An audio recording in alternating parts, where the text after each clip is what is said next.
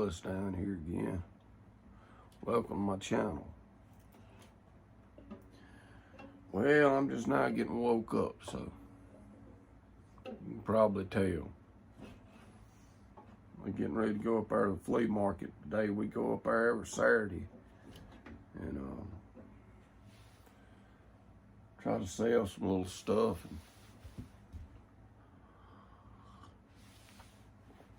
I usually sit out there and busk a little bit. That's something, busking. A lot of people ask about that. What it is for one thing, and well, what it amounts to is sitting out there and playing street music, putting out your case and hoping to make some money by people's donation. That rug rolled up on his chair. Let me get a little more comfortable. But I used to do a lot of street playing down here in Philadelphia. I never really done it that much, but I always thought it would be fun. So I remember years ago, probably about 15 years ago, they was having a little fall festival in Philadelphia, Mississippi. Something they call Ham Jam. And it's coming up again. They have it every fall, I believe. And I went up there and took my banjo. I wasn't doing anything that day, so I just took my banjo up there and opened the case up and threw a couple of dollars in it and started just standing there playing and had a real good time. And I think I wound up making like $100 and something bucks that day. And that was the first time I'd ever tried street performing. And I realized you could actually make decent money doing it. Back then, you know, minimum wage was something like $8, $7 an hour. And heck, you could make more money street performing. Granted, that was at an event. And you wouldn't normally have made that kind of money around here doing it, because there's no foot traffic in this town. It's a small town. So that planted the seed of the idea, you know, that you could do that and actually make money if you could go somewhere that had a lot of people walking around, that people would actually pay you to stand there and, you know, just do your thing on the street. So after that, time went on a little bit. A year or so went by, and I wound up moving to Nashville, Tennessee, of course. And I was married at the time, and me and my now ex-wife went downtown Nashville to Broadway, just walking around, something to do. That's where most people go to walk around, the Strip. They got a lot of bars, country music bars down there. And we was walking around. And I remember seeing these people out there playing. It was what the band was known as Free Dirt Band at the time. And it was, you might know Abby now has become pretty famous with the spoons. Abby, they call her the Spoon Lady. But Abby Roach was out there. And Jim Lockart, that was her boyfriend at the time.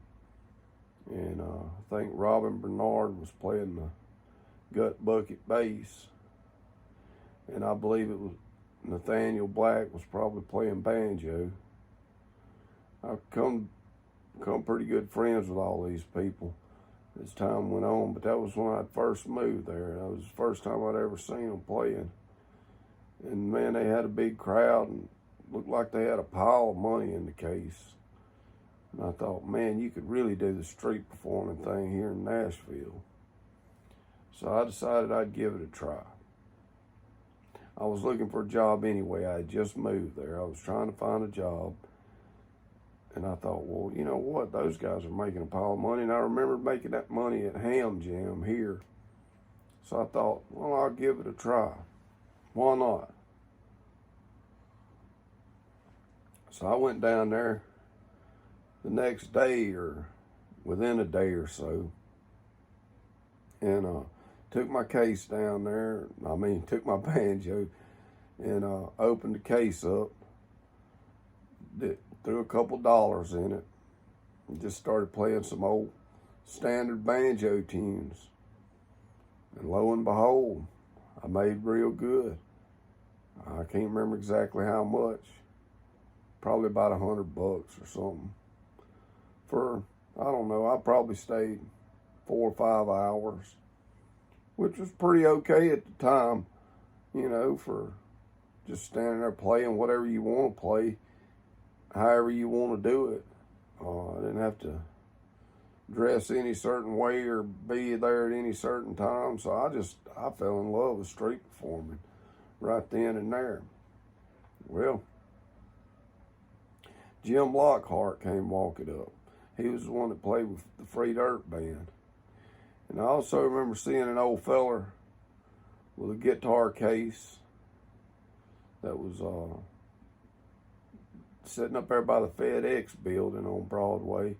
And it said, "Out of work, anything helps, God bless." He was singing some kind of old Hank Williams song, I believe.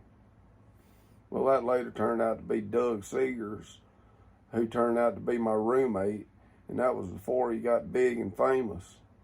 He was just regular street performer, barely making it, barely had a place to stay. He had just gotten his Social Security. He had dealt with homelessness a lot, and drug addiction, and so on and so forth. And he got a rented room at Bordeaux. And I went out there and rented a room, and lo and behold, it was that same fella that I'd seen down there playing guitar. And I said, "Hey, I recognize you." And we became friends.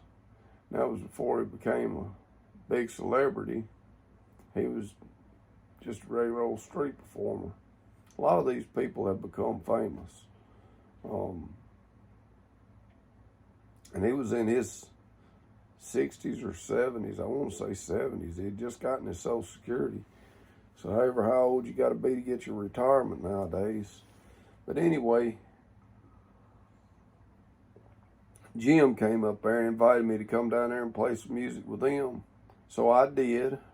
And that's how I got to know all those guys. I always had a good time jamming with them. And you know, that was about the time that he and Abby had split up, and she moved over to Asheville, North Carolina. It wasn't she was down there a little while when I started playing street music. She was down there, you know, maybe a month or two, and then they split up, and she moved over there. Well, Jim stayed in Nashville, if I remember it correctly. I jammed with them a pretty good bit, and then there was a fella come down from Hippie Hill over there, Tom Maddox's place in Manchester. A fella by the name of Eric Campbell came down there. One day I was standing there playing by myself, and he came up, and he had he had a djembe drum and some sort of contraption he had made out of a bunch of junk. It was like a drum set made from junk. And we jammed, and we hit it off good. He had a good fast rhythm. He could keep up and play those banjo tunes, and his setup was real eye-catching. And that goes a long way with street performing. So we started playing together quite a bit. And we played music together for probably about 3 years down there. Wound up being roommates at one time. It was he and his girlfriend, and then a fellow by the name of Gary Morgan started out renting with us. We rented a trailer. Well, I split up with my wife during all this. Me and her, our relationship had been on the rocks for some time, And we finally just decided it wasn't going to work, and we got a divorce. And that's when I rented a trailer with Eric Campbell and Gary Morgan and Jennifer Sowers out there on Dickerson Road at Family Estates Trailer Park. It was mostly people from Laos who rented there.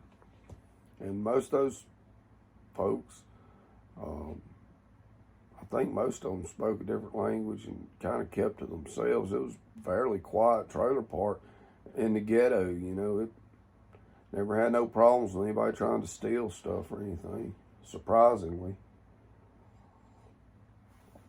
Well, I lived there for a while, did the street performing thing, and then I moved out to Bordeaux and started renting a room in a boarding house.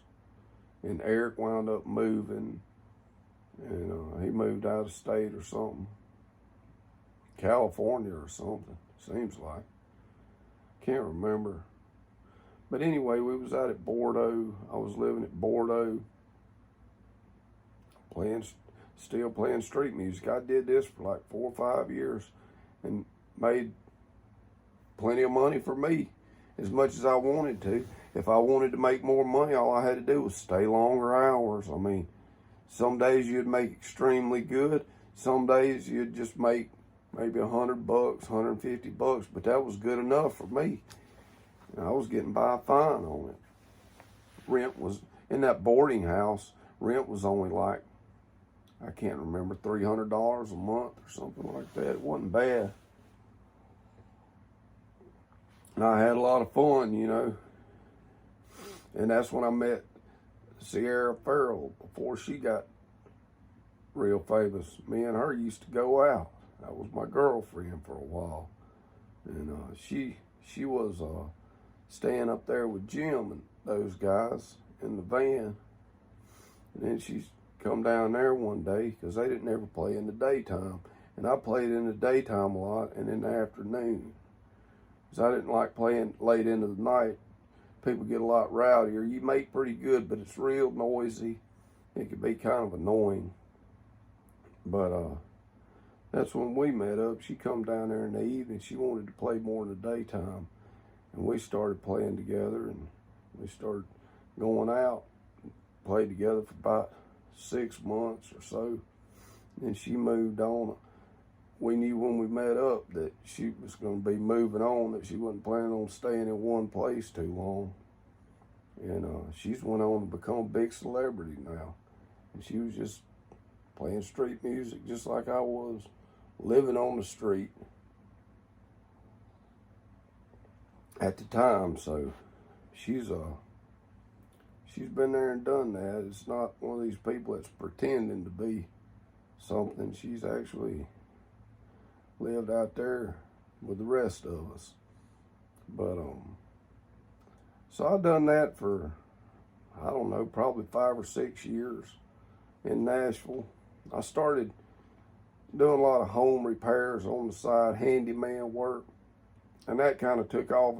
And I made more money doing that, so I started doing that more full time, and just kind of got burnt out. And at a certain point with the street performing, when I began to become burnt out on it was about the same time, because as the cops started harassing people. I mean, they made it quite clear that they were trying to stop people from doing it, even though street performing is a civil liberty, man.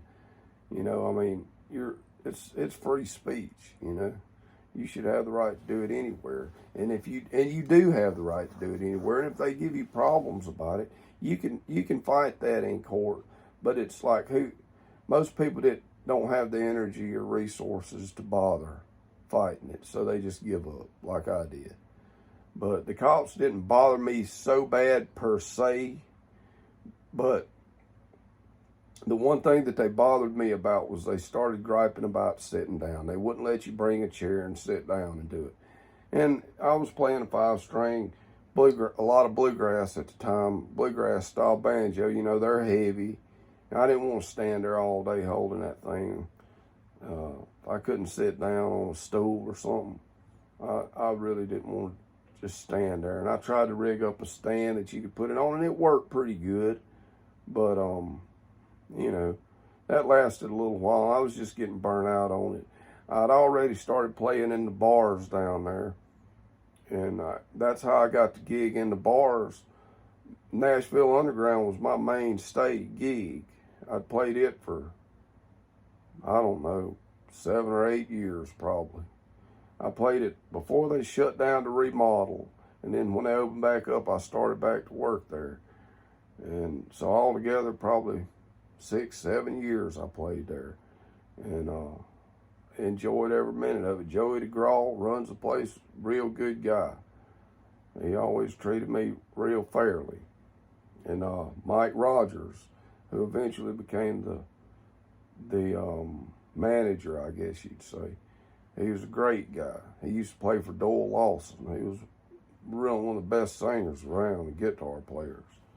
But anyhow, and we started the band Stone Soup. John Van Meter, Norm Stannard, Greg Dorschel, Sid. I can never remember Sid's last name to save my life. And myself. And so, I mean, I was getting my music fixed. I was staying busy musically, playing in the bars. And street performance great in a way. And then inside playing's great in a way. They both have their ups and downs.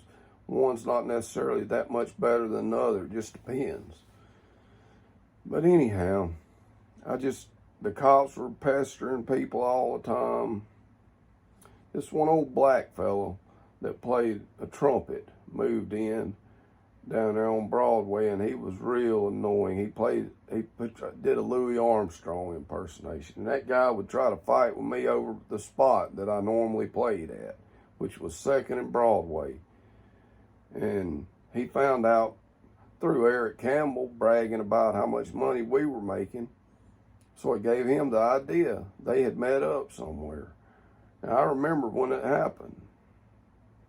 He told him about it, and that next day the guy was down there trying to take over the spot and trying to fight with me and all this stuff. Threw a daggum glass of water on me one time. I mean, I didn't like that guy at all. But I never did get into a physical altercation with him because I didn't want to get in trouble. But anyhow, I finally quit, and he stayed down there. I don't know the state of street performing in Nashville now, if they've stopped bothering people as much, but at the time they had just about run everybody off. Wasn't but a couple of people still bothering to do it anymore. And it's bad news, man, because it is a civil liberty. And I remember looking it up in the ordinance in Nashville. It literally said in the ordinance that Nashville encouraged street performing as part of the cultural heritage of the town. Yet the cops were harassing people. And I called up there, and they had gotten a new sergeant that was in control of all of the orders for all this. And I figured out who his name was, and I called up there and spoke to him in person. And he made it quite clear that they didn't have no plans on letting up on people. And his name was John Bork. And I remember the Broadway rapper. Guy used to play drums down there at night, and he made killer money. And he'd just make up songs off the top of his head, freestyle, I guess you'd call it. I remember him going up there trying to butter them up, and they was leaving him alone. And I remember he made a video going up there, taking them donuts and stuff to the police. And, you know, they actually left him alone for the most part. And he was setting up a whole drum set. I mean, it was a lot of unfair crap going on. I don't know the lady's name that played the fiddle down around on 2nd Avenue, but she had started doing it later on, right before I quit. She had just started doing that regular, and she would dance and play a violin, blonde-headed girl. Now I think she's got a YouTube channel and doing real good. But they had really harassed her, from what I remember. They were really beginning to harass her. But I don't know, it just became a real nuisance the way the cops did that. And they pretty much shut it down from what I understand, and from other friends of mine who live there. They pretty much put a stop to it, even though it's a violation of free speech. It'd be nice if somebody with a lot of money could challenge them in court, you know, and get a good lawyer and do something about it. Take it to the Supreme Court. It wasn't me. I didn't have the money. I'd already eased in doing other things, was getting burnt out on it, so I just didn't have the energy to fight it. And the cops, for the most part, was always nice to me before they started that crackdown. They always treated me real nice. And I wasn't drinking or doing anything. I always dressed nice when I went down there. I wasn't getting out of line. But anyhow, I've been babbling long enough. We'll see y'all next time. Don't forget to subscribe to my channel, man. Let's get some viewers on here. I'm trying to learn how to do this YouTube thing. I've been putting it off for years. It's about time I learn a little something about it. We'll see y'all next time. Have a good one.